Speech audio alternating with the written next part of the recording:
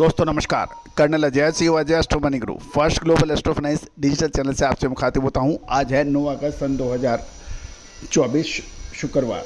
दोस्तों आज के एपिसोड में हम चर्चा करेंगे दक्षिण कोरिया के 10,000 टन तिल के टेंडर के बारे में।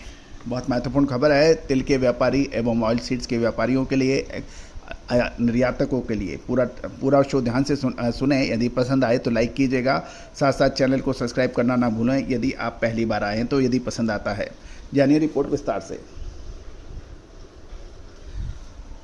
दोस्तों अक्सर ये कहा जाता है कि भारतीय तेल के दाम अधिक होने से दक्षिण कोरिया के टेंडर में भारत को ऑर्डर मिलना मुश्किल होगा, ऐसी आम धारणा थी। लेकिन ये धारणा निर्मूल साबित हुई और भारत ने लगभग 50% कुल टेंडर का बिडिंग में जीत हासिल की है। खबर निकल के आ रही है कि बोली खुलने के बाद भारत को दक्षिण कोरिया के बेहद महत्वपूर्ण 10,000 टन तिल टेंडर में से 4800 टन का ऑर्डर मिला है। गौरतलब है कि दक्षिण कोरिया के तिल की टेंडर में ये धारणा गलत हो गई है कि भारत को तिल का ऑर्डर नहीं मिलेगा, लेकिन भारत ने औसतन 50% से के आसपास ऑर्डर हासिल कर ली है। गौरतलब है कि दक्षिण कोरिया के 10,000 टन के टेंडर में से एक टेंडर 6,000 टन का था, जिसमें भारत को $1722 से $1733 प्रति टन की औसत कीमत पर 2400 टन का ऑर्डर मिला है और इसकी डिलीवरी 24 अक्टूबर तक होनी तय है। इस टेंडर के अलावा भारत के अलावा पाकिस्तान को भी 1800 टन का ऑर्डर और तंजानिया को भी 1800 टन का ऑर्डर मिला है। पाकिस्तानी तिल की कीमत $1668 से कम और $1730 से अधिक थी, जबकि तंजानिया की कीमत 1724 से $1727 प्रति टन थी। दूसरा जो टेंडर था 10,000 टन में से 4,000 टन का जो है, उसमें से भारत को 2380 टन का ऑर्डर मिला है। इस टेंडर की कीमत 1777 से $1840 प्रति टन है। इस टेंडर की कीमतें नॉर्मल से अधिक होती है क्योंकि इसमें पैकिंग में तिल का निकास करना होता है।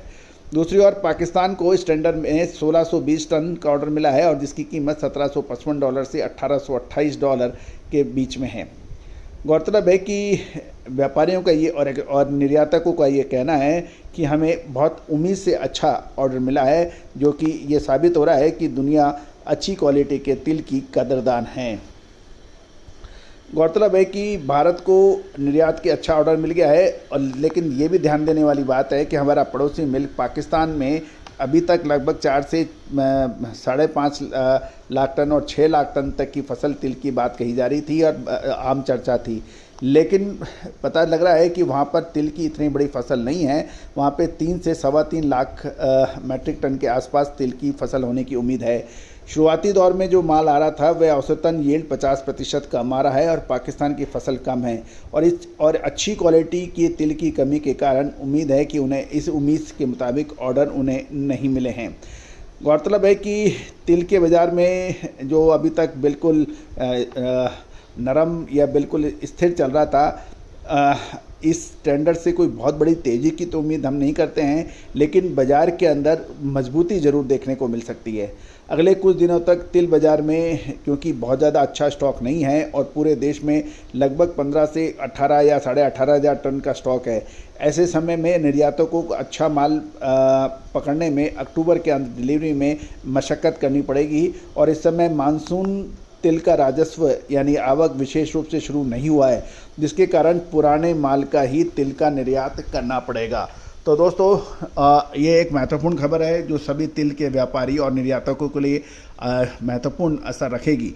दूसरा सबसे महत्वपूर्ण ये है कि सरसों के तेल और सरसों बीज, सरसों खल, इसके अंदर लगभग जुलाई के महीने में कुछ मजबूती देखी गई थी। कोई बहुत बड़ी तेज़ी नहीं थी, लेकिन गिरावट नहीं थी, जबकि बाकी सभी खाद्य तेलों में गिरावट देखी गई थी। अब महत्वपूर्ण प्रश्न ये है कि अगस्त महीने के प्रथम सप्ताह के आसपास हमने आपको पहले ही अपडेट दिया था कि हमें सरसों में मूवमेंट नज़र आ रही है और वो मूवमेंट बनी भी, जबकि बाकी सारे खाद्य तेलों में गिरावट रही, लेकिन सरसों के तेल में मजबूती रही। साथ साथ आवक में भी सपोर्ट देखा गया। अब आने वाले समय में सरसों में क्या संभावना बन सकती है, सोयाबीन, पाम तेल, सूरजमुखी तेल में क्या संभावना बन सकती है। एक बहुत बड़ी मूवमेंट अगस्त में ड्यू है। चाहे वो सूरजमुखी हो, चाहे पाम हो, चाहे सोयाबीन हो, क्या वो तेज़ी की होगी या फिर मंदी की। दोस्तों, तेज़ी आने के बाद और मंदी आने के बाद 25 कारण बहुत गिनाए जाते हैं कि इतनी आवक रही, इतना व्यापारियों के पास स्टॉक था, इतना क्रैशिंग में गया, इतना ये रहा, इतना वो रहा। सीधा सवाल व्यापारी चाहता है क्या तेज़ी रहेगी या मंदी का। दोस्तों, जो भी हमारे सब्सक्राइबर्स हैं या हमारे शोज़ को लगातार सुनते हैं, उसमें हमने काफ़ी हद तक इस चीज़ को क्लियर करते हैं, सब्सक्राइबर्स को भी, साथ साथ शो के अंदर भी आपको काफ़ी हद तक हम क्लियर देते हैं। लेकिन हर शो में हर चीज़ निःशुल्क देना संभव नहीं होता है और विशेष रिसर्च रिपोर्ट विशेष सब्सक्राइबर्स को ही उपलब्ध होती है। दोस्तों, महत्वपूर्ण ये है कि आपको हम बाज़ार का सारा विश्लेषण, सारी खबरें आपको निःशुल्क उपलब्ध करा देते हैं। आप अब अवलोकन करें और बीच बीच के अंदर हम आपको स्पष्ट क्लियर संकेत भी देते हैं। लेकिन हर बार निःशुल्क संकेत देना, बाज़ार की सारी जानकारियां निःशुल्क देना, ये किसी भी संस्था के लिए संभव नहीं है।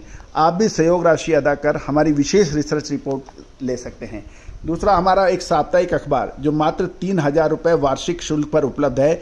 इसमें देश दुनिया की सभी महत्वपूर्ण खबरें आपको एक संग मिल जाती है। हिंदी और इंग्लिश दोनों में उपलब्ध होने वाला देश का पहला कमोडिटी न्यूज़पेपर है। दोस्तों, इसमें तिलहन, दलहन, मसाला, अनाज, कपास, सोना चांदी, crude oil, base metal, ferrous non ferrous metal, ये बारी बारी से आपको इसमें जानकारियाँ मिलती हैं, अपडेट मिलते हैं। साथ साथ हर दिन मंडियों के विशेष भाव, ताज़ा भाव आपको व्हाट्सएप पे प्रतिदिन अपडेट होते हैं। इसके लिए भी आप संपर्क कर सकते हैं। शुल्क मात्र 3000 रुपये है। देश विदेश में लगातार इसकी मांग ज़बरदस्त देखी जा रही है। Singapore, Indonesia, Malaysia, Bhutan, Nepal, Sri Lanka, Australia, New Zealand, यहाँ से लगातार इसकी खबर आ रही है।